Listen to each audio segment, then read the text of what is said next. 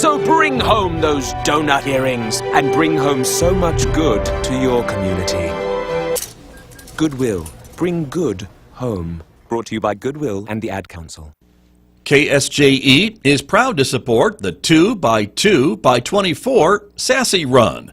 Run 2 miles every 2 hours for 24 hours. The event will benefit Sexual Assault Services of Northwest New Mexico. It begins at 5 p.m. on Friday, June 4th at Orchard Park in downtown Farmington. Find out more online at runningguru.com. The 2x2x24 Sassy Run.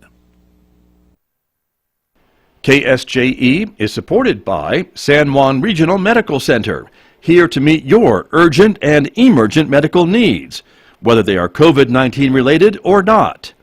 Medical emergencies happen when you least expect them. Whether it's a stroke, heart attack, illness, or injury, San Juan Regional Medical Center's caregivers are here to provide care to you and your loved ones.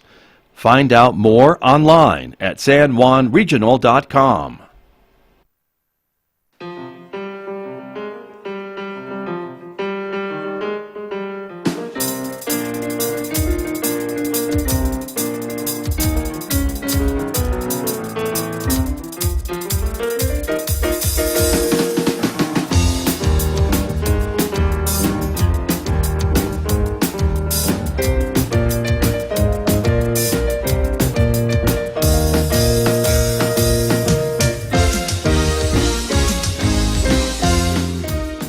Minutes past 8 o'clock. It is Thursday morning, May the 27th, 2021. Good morning, everyone. I'm Scott Michlin, and thank you for tuning into KSJE 90.9 FM over the air here in San Juan County, New Mexico.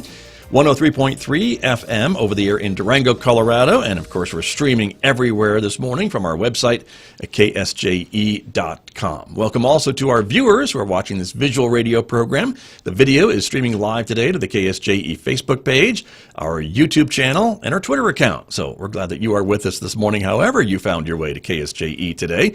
Coming up in the next few moments, my conversation with the San Juan County Partnership about some of the work that they are doing, about a new grant that they have been awarded for the next several years, and we'll talk about some of the work that's being done to address addiction in our community. That's coming up in the next few minutes right here on KSJE. Then, of course, next hour, live on our social media platforms, streaming at 9 a.m. It's our COVID-19 Community Information Program. We present it every Thursday on KSJE. Megan Cullip will be joining me here in the studio. Today, we're going to get an update about all the vaccine clinics that are popping up around the county, and I do mean popping up. They're happening everywhere as a way to get folks vaccinated so we can open back up and enjoy more normal summer this year. We'll also be bringing back, of course, our favorite doctors in the entire universe, Dr. Aaron Philpott, Dr. Brad Greenberg from San Juan Regional Medical Center. They'll be talking a little bit about the reasons behind the recent mask mandate changes across our country and across our state. That's coming up today. Again, live streaming at 9 a.m. You can hear it on the radio, of course, this afternoon at 5:06 on KSJE and KSJE.com. And that is because on the radio at 9, it is Roving with the Arts, our classical music program. Mick Hess is going to be here on the radio at 9. He is playing some Paganini for us this morning, Paganini's first violin concerto on the radio today, 9:06 on KSJE. And don't forget, of course, in addition to Facebook, YouTube, and Twitter, if you're an Instagram person, well, connect with us there on Instagram as well. Outside our studios here at San Juan College, sunny morning today, 54 degrees outside at the moment. We are expecting a mostly sunny day and not a lot of wind. Thank you very much. It'll be a high today of 81 degrees and a clear night tonight with a low of 47. Mostly sunny, a bit warmer tomorrow with a high of 85 on Friday, 87 with sunshine on Saturday, sunny and 83 on Sunday. And then look at next week, maybe another chance of a shower or two Monday, Tuesday, and Wednesday with a bit cooler temperatures perhaps. We'll know more about that as things firm up just a bit over the next several days. But we can always use the moisture for sure coming up. So we'll see if that develops. So let me turn to my guest this morning, who is here with me from the San Juan County Partnership, as I mentioned, Samantha Smith. Thank you. I wrote it down, and I still blanked on it, Samantha Smith. I am so sorry. And there it is on the screen. I can just read it off the screen. Welcome. It's nice to have you here, and my apologies. Thank you for having me. You're welcome. You are a program manager from the San Juan County Partnership with this new grant that we were talking about. The partnership has been awarded, and so talk to me a little bit about this. It's a multi-year grant for the partnership. It is. So it's our PFS 20 grant, which stands for Partnerships for Success. It is to reduce the overdose in polysubstance use. Got you. And that means then Polysubstance use meaning they usually have more than one substance in their body. Okay. And they have overdosed because they don't know their limits. Right. And that is fairly common, right? If someone has an addiction problem and they're addicted to methamphetamine, let's say, they probably maybe have a problem with like alcohol too, perhaps. Right. And that's what we're talking about, those Yes. multiple addictions. Right. And so I imagine then to try to address that, it's a little more complicated than just trying to say you need to stop drinking or you need to stop using this or what have you, right? Right. So our goal is to reduce the overdose from concurrent use of opioids, methamphetamine, cocaine, alcohol, and the benzodiazepines. Right. Um, And this in grant that- is helping you to figure out a way to do that, right? That's the idea. Anyway. Yes. Gotcha. Yes. So we just finished our assessment phase, so we are in the planning phase of everything. So it will include having to come up with evidence-based programs to address the issue. And the assessment part, and this is normal for any grant, usually, I think, right? They will give you a chunk of money and they'll say, this is what we want you to achieve at the end of the grant period, but we also want you to do an assessment to kind of tell us how maybe bad the problem is in your community or what you're planning to do with this money, those types of things, and that's what you're doing now. Absolutely. Got you. And so what have you learned, I guess, throughout the assessment period? So there's been a lot of different things that we've learned. The different drugs that run through our community, for one, was shocking. And the resources that we could have. We have resources, but we could have more. Okay. To assist those with the addiction issues. Right. And so let me take that one at a time, right? So the number of drugs running through our community, I think a lot of us hope that we don't have a lot of drugs in our community, but you're telling me we do, and it's shocking. You know, you're going to get your typical meth Sure. and heroin and things like that, but a lot of them don't understand that what they're putting in their body. Right. So they think that a lot, and the new thing is everything being laced with fentanyl. And so they think they're taking one thing and something it else. can be laced with something else. And that could cause who knows what kind of problems. Right. And there you have an overdose, and now you have a big problem. Yes. So there we are. And I guess the other issue, you mentioned opioids, and that is kind of the thing, we talk about illegal drugs, but then you have these opioids, which may be procured legally and are just kind of left over from a prescription or something else, and people are abusing those still. Correct. And having issues and problems, right? Yes. And so it's a multi-level problem Yes. that I'm sure you have discovered. Yes, And definitely. it really cuts through all socioeconomic levels too, I would think, right? We have wealthier people, middle class people, poor people, everybody Right. abusing these types of Right. substances and Right. having these problems. Right. And so that's the assessment part of it, right? And Right. and so you found out about all the drugs and things, and then the resources part I wanted to pick up on too that you mentioned, and that is that we have resources which we're so grateful for, Absolutely. but we could use more. You're finding some gaps or some just shortages? Right. Right. We could definitely use more help as far as insurance coverage Okay. to assist these people that can't afford inpatient treatment to get the help that they need. So Comes down to money. it does. As many things do. Right. But yeah, it would be nice to say no matter who you are, if you have a problem and want help and have agreed to get help, we should be able to send you someplace to do that, and you shouldn't have to worry about how you're going to pay for it. Right. And that's what you're talking about. Right. Got you. And so with that assessment, then you move into the next phase, I guess, of the grant, which is to prepare your kind of strategy. Yes. And how does that look?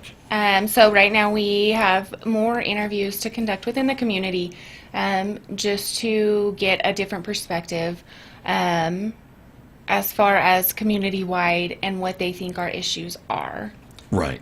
And then with the grant, I know it's maybe a little early, but do you have some idea yet of how you think you'll implement the grant in the community to kind of address some of these things that the assessment has shown that we are lacking or needing help with? So not yet, and that's only because we finished planning, but it almost feels like we're still planning. Right. So we have a couple of deadlines coming up for interviews and things like that to finish out, and that'll give us more of a better idea of where we're at community-wise Right. with things. And are there some things that the grant says you can use this money for? What are the areas that you could maybe funnel it to once you determine where it'd be So most we're needed? gonna Is it gear pretty it open-ended? towards evidence-based programs to assist in different things. So the programs are what we're going to have to look at and see what fits our community best, because as in any other community, it's all different. Right. And this grant is coming from a grantor that is probably giving these out across the country, and other groups like yours, like the San Juan County Partnership. We are one of six communities to receive this grant in New Mexico. Okay. It is a federal funded grant. Got you.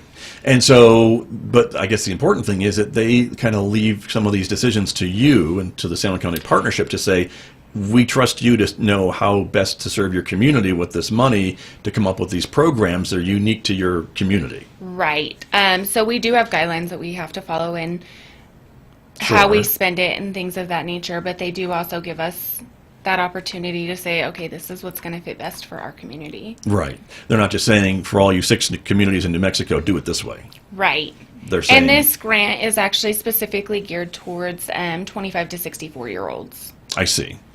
Which is a big group of people, It is. as It we is. mentioned, right? It's all age. I mean, not all ages, but most ages. Right. And in that group, it sounds like, you have people just entering the workforce, people maybe retiring from the workforce, families, singles, Right. you name it. Right. That's a big swath of people Definitely. that you'll be working with and Yes. trying to help.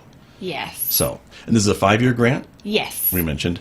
And so as you get through the assessment phase and kind of the planning phase, when do you hope to be able to implement some of these programs? I know the deadline you told me was a little, maybe the period was shortened to try to get going. It has been shortened, but we have several different deadlines coming up, but hopefully before the end of the year we'll have a program that we've been able to start Right. implementation on. Gotcha. And of course, the San Juan County Partnership has a number of programs that help in the community to do some of these things and find these community needs and what we need to be doing. And so this is just one more umbrella program, I would say, from the partnership that is really helping to address a number of different things throughout the communities. Right. So we work closely with a lot of people in our community. We work with schools and law enforcement and things at the hospital. So, you have that perspective from every angle of what they see on a daily basis that we don't see. Right. Got you. And so as you work to put this together, talk to me about who else you'd like to be speaking with from the community. Do you have some folks in mind or some areas from the community in mind of who you still would like to reach out to? So honestly, it would be nice to be able to reach out to those with really any experience with polysubstance misuse, in all honesty, so that they have that ability to voice their opinions and what they see in polysubstance use, because it never hurts and you always learn something new. Right. Talking to somebody who's experienced it or dealt with somebody who's experienced it. Got you. And so if someone is listening or watching us this morning and they can react to that or can certainly relate to that, can they contact you to maybe be included? Absolutely. Okay. How can they do that? So my office number is going to be 505-566-5868. That's my direct office number. You can also reach me on my cell, which is 505-634-8610, or you can also email me, and my email is going to be Samantha S at sjcpartnership.org. There you go. I'll have you repeat those at the end of our Perfect. conversation this morning, but that is a great way. And that would help you, I guess, to maybe get more local input into your assessment phase for this grant. Definitely. And hearing it from someone who's experienced it or a family member really does carry a lot of weight, I would suppose, Yes. as you're putting some of these things together. Right. And we don't use, everything that we take is all confidential, so nobody's names are used and Right. things of that nature. So Good to know. But again, that information has to be invaluable to know how people have figured out their way through this or not, as the case Right. may be, and to be able to tell you and show you, I guess, maybe where some more of the gaps are that you haven't discovered yet. definitely. And things that this grant is designed to address and hopefully fix Yes. over the next several years. Yes. And so that's the idea. Right. Wonderful. Well, I hope that people will be able to reach out to you and give you Yes, some me more too. information and to help you. And so as this rolls out, and I know, again, a lot of it is kind of theoretical because you haven't gotten your plans firmed up just yet as you get through this assessment phase. Right. But then, of course, you're going to have almost, 4 years of implementing Right. these plans, which is kind of what it's all about. And then does this grant renew, or could it renew at the end of that period, or how does that work? It can renew. As with anything that's grant-based, you will have to reapply for those grants and Right. be approved for those. But you If the can funding is reapply. there and the problem is still there, you could theoretically Correct. be awarded it again, or Yes. continue the work and things like that. Yes. And so, so tell me a little bit about, do we know what other communities in New Mexico are planning to do? Are you in touch with those other 5 So communities? we have met, and everybody's community is different. Everybody's seeing different things in each of their communities, so it makes their portion of their planning and assessment a little different than ours. And we actually, right now, San Juan County is actually ranked 14th in the nation for overdose deaths. Are we really? We are. That's one of those lists you don't want to be on. No. Right? So, yikes. Yes. Set me aback a little bit because I didn't think we were that high in a national ranking. Yes. Yes. So there's work to be done. There definitely is. Got you. And so talk to me a little bit about that, because I guess, when it comes to addiction, we all know how difficult it is to break those addictions, whether it's even something like smoking, Right. or something that could be even more, because smoking is dangerous and could be deadly, but even more addictive, like drugs or alcohol or things like that. So it really has to be almost a long-term commitment with these individuals, right, who are reaching out for help or needing help. Right. I mean, it just as any other addiction, it's not going to happen overnight. So you have to be willing to put forth that effort and be able to use those resources to your benefit, to obtain the level that you want. And I'll be honest, I don't think it's impossible for anybody to give up an addiction that they have, but it's just that matter of getting the help that they need and having the right resources and connections Right. to assist them, because we are all different. Sure. No, and I think you're absolutely right. And some folks struggle more with others than others, I would say. And, Yes. some folks can say, well, I quit smoking cold turkey a year and a half ago and, doing okay. And others are like, boy, I couldn't do it. I couldn't keep doing it. Absolutely. And I've quit 5 times now, but, they're Right. still going back to try. Right. And good for them. Right. For doing Absolutely. that. And drugs are the same thing, right? Yes. I mean, it really has to be the person deciding to take that first step, and then we can help them. But if Right. the person's not willing, it's kind of hard for outside influences to change that behavior, isn't it? It is, and I say that because if somebody doesn't want help and they're not willing to give up the addiction that they have, then it's gonna, you can put them in treatment or rehab or whatever you want to put them in, but if they're not willing to help themselves, the minute they get out, you're gonna see that repeat cycle. Right. Very hard to break that Yes. habit for sure. And then, of course, your grant is specifically based on this polysubstance abuse, and so that's multiple, as we mentioned at the top of the program. And so it's people that are suffering from more than just one addiction. It's Right. alcohol and drugs. It's meth and heroin, or I don't know Right, how you absolutely, mix those. yes. And so that is even more complicated, I would think, and more addictive and harder to change the Yes. behavior. Yes.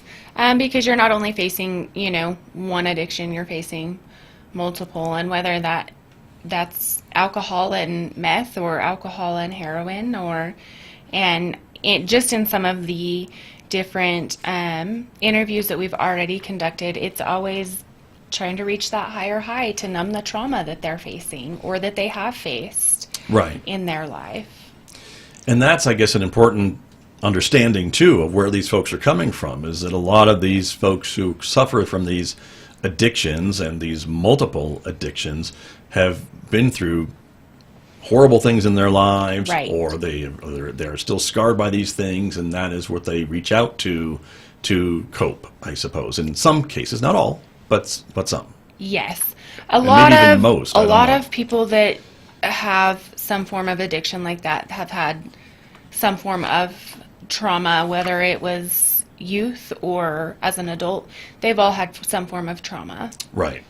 And so, again, to try to break that, which I think to many people who have suffered from this trauma that you mentioned is kind of their way of coping and feeling better, even though it's damaging and destructive behavior, we have to understand that Right. in order right. to try to meet them halfway, even to try to get them help. So when they're getting help, it's not only treating the addiction, but you're also having to treat that trauma that Right. they have faced so that they're not going to relapse. Sure.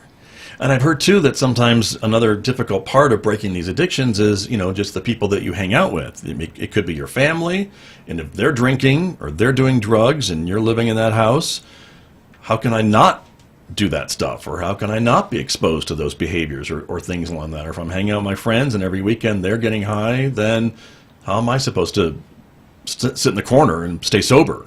Right. And, that's been some of the feedback that we have also gotten, where you're honestly hanging out with the wrong crowd. And it's like, oh, hey, try this. Right. And Now there's a new addiction, perhaps, right. after that. Right. And if you don't break away from those influences, even though they're very important people in your life, perhaps, it's going to be harder to maybe get rid of those addictions. Right. And that can be hard for folks to come to terms with as well. I'm like, but they're from my family, and I want to hang out with my family, except that they're high all the time. Right. Or whatever the case may be. Absolutely. So, Absolutely. It's difficult work and challenging work. I understand that. From all points of Right. life, yes. But again, there have been many success stories, and we shouldn't forget that either. that Absolutely. There are many people who have said, you know what, I'm not, even though they're my family, I'm not going to be around those people anymore because it is unhealthy for me to be around those people. Right. And Absolutely. they've made that hard but important decision to break those ties, at least so they can get healthy. Yes. And that's an important part of this whole conversation, I think. Absolutely. Yeah. And so with your grant, going back to our topic this morning Yes. of what you're planning to do, I mean, there's so many, gosh, I've thrown out all these different things that I know that you deal with all the time. And so as you complete these assessments and really then try to, I guess, focus, right, on what may be the most bang for the buck, for lack of a better term, for this grant money? Yes. So it's all going to come down to how we can get this information out into the community. We are finding that Narcan is not known in our community like it could be. And that is and- interesting, because that's really an important development in fighting and helping people not die from an overdose, right? Right, This Narcan right. is this, and help me to explain what it is, but it's something that you can administer if someone's having an overdose, and it will... Correct. And it's not Help going to them. be just it's what affects the respiratory system. Thank you. So, if somebody is overdosing and it's affecting their respiratory system, you absolutely can administer the Narcan. Law enforcement all carries it. They're all Right. trained to carry it and administer that. But It's even offered when you get an opioid prescription, but it is so expensive that people aren't aware of it, or it's not readily available, I guess, right? It is, but it's limited at the same time. I see. So it's getting that information back out into the community, and Right.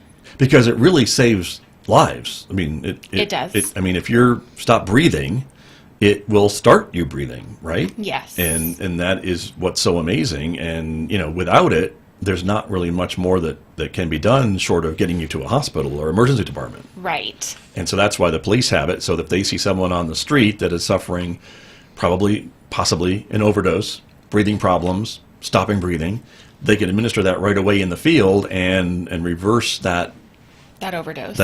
Or at least that part of the overdose, right? From Right. happening. Right. So that's why it's so important. So that's interesting that is something that maybe we could get more education out about and try to make it more available, affordable to folks. Right. So that at least they can get into them and then save their life. And even though they're still addicted, we can get them into some other kind of treatment.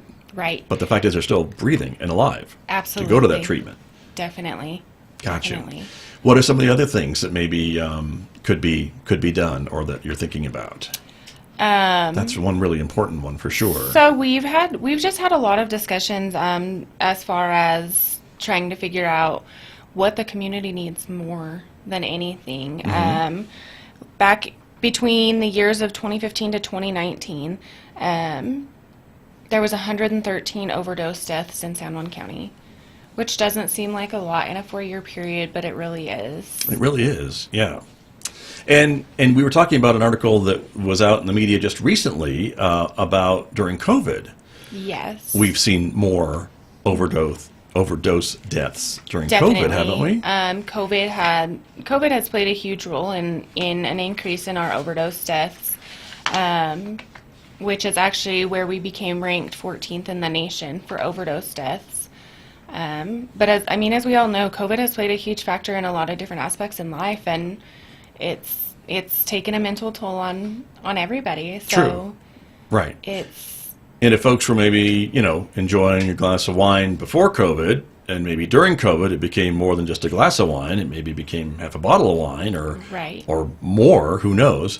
And now all of a sudden, as we hopefully are coming out of COVID, all of a sudden these folks maybe now have addiction problems that they're not even aware of, perhaps. Maybe families aware of, like, hey, you're kind of drinking a little more than you used to. Right. Let's be careful, or let's, who knows, right? Right, definitely. And that's an issue, perhaps.